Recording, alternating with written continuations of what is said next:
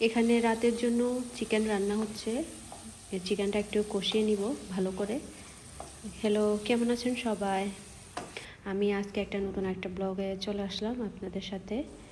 তো এই তো আমি হচ্ছে নতুন আলু আর হচ্ছে একদম সবুজ মটরশুঁটি, যেগুলো শীতকালে বের হয়, এই মটরশুঁটি দিয়ে আমি হচ্ছে চিকেনটা রান্না করব আজকে।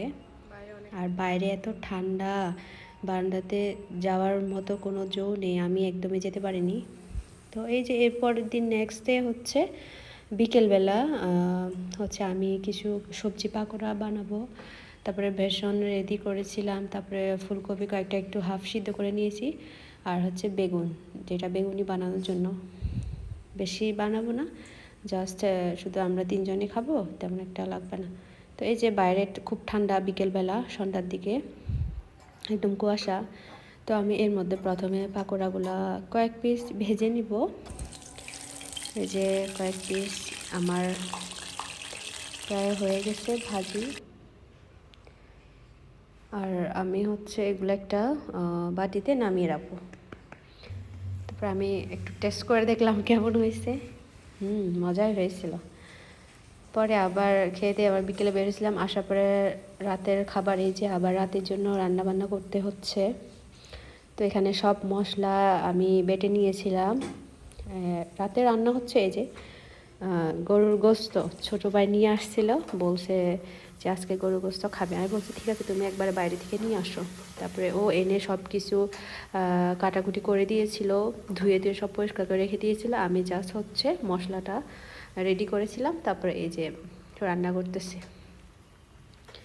তো আমি হচ্ছে গরম পানি দিয়ে মশলার মধ্যে দিয়ে দিলাম। প্রথমে মশলাটা একটু ভালো করে কষিয়ে নিয়েছিলাম, তারপরে হচ্ছে গরম পানি দিয়েছিলাম। আর আমি হচ্ছে যে কোনো মাছ বা মাংস যাই কিছু রান্না করি না কেন, সবসময় আমি হচ্ছে গরম পানি ইউজ করি। যেটা আমার ঠান্ডা পানির চাইতে হচ্ছে গরম পানি দিয়ে রান্না করতে, ঝোল দিতে বেশি মানে ভালো লাগে আর কি। আমি ওভাবে রান্না করি, গরম পানি দিয়ে ঝোল হিসেবে। তো এভাবে মশলাটা খুব ভালো করে কষিয়ে নিব। এর মধ্যে একটা একটা মশলা দিয়ে দিব। আদা বাটা দিয়ে দিলাম। এর আগে একটু মশলার মধ্যে দিয়েছিলাম, পরে বাকিটা হচ্ছে দিয়ে দিলাম। তারপর আরও কিছু রেখেছিলাম, ওইটা হচ্ছে মাংসটা কষানোর পরে তখন দিয়ে দিব। আমি হচ্ছে কি একসাথে সব মশলা দিই না, একটু পরপর এভাবে দিয়ে দিই।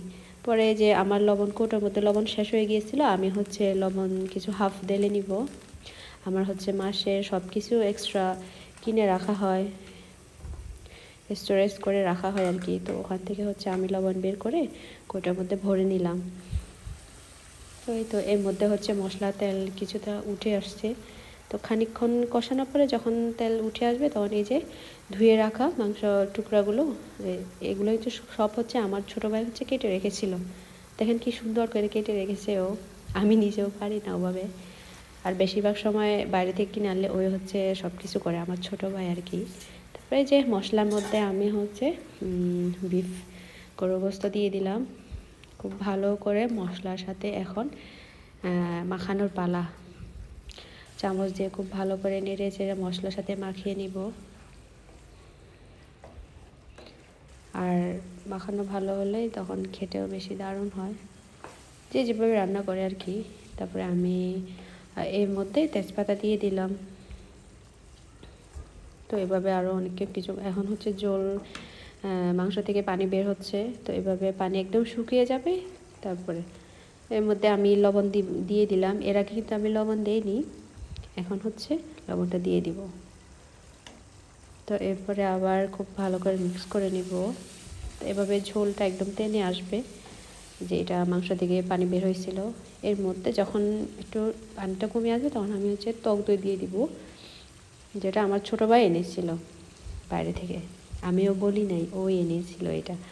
আর এখান থেকে কিছুটা দিয়ে দিলাম টক দই। আবার মাংসের সাথে খুব ভালো করে মিশিয়ে নিব।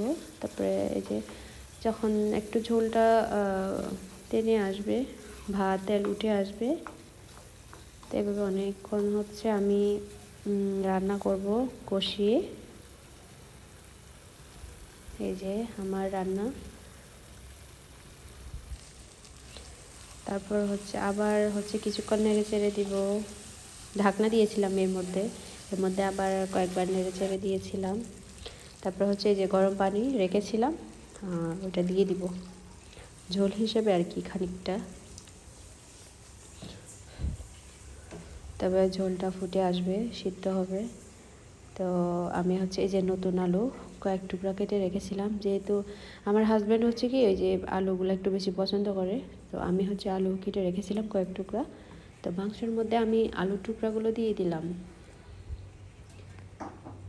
সব দেওয়ার পরে আবার হচ্ছে একটু নেড়ে চেড়ে নিব। তারপরে ঢাকনা দিয়ে এটা অনেকক্ষণ প্রায় রান্না হতে থাকবে আর কি। এর মধ্যে যেহেতু টক দই দিয়েছিলাম, আমি হালকা একটু চিনি দিয়ে এই যে ঢাকনা দিয়ে ঢেকে দেব। তো এই যে অনেকক্ষণ পরে আসার পরে যখন চেক করতে আসলাম, দেখি প্রায় তেলটা উপরে উঠে এসেছে। আর এর মধ্যে আমি হচ্ছে আস্ত রসুন দিয়ে দিব। আর রসুন এভাবে দিলে আমার ভীষণ ভাল লাগে। আমি সবসময় যখনই গরু গোস্ত রান্না করি এভাবে হচ্ছে রসুন, ছোট রসুন কোয়া দিয়ে থাকি।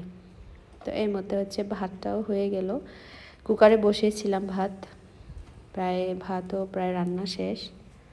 আবার বিকেলের দিকে একটু বের হয়েছিলাম, তো বাইরে থেকে এসে হচ্ছে একটু তাড়াহুড়ো রান্না বান্না করতে হয়, কারণ আমার হাজব্যান্ড সেদিন হচ্ছে নাইট শিফট ছিল অফিসে। তো সারাদিনই হচ্ছে বাসায় ছিল, রেস্ট নিয়েছিল। তো সন্ধ্যা থেকে একটু বের হয়েছিলাম।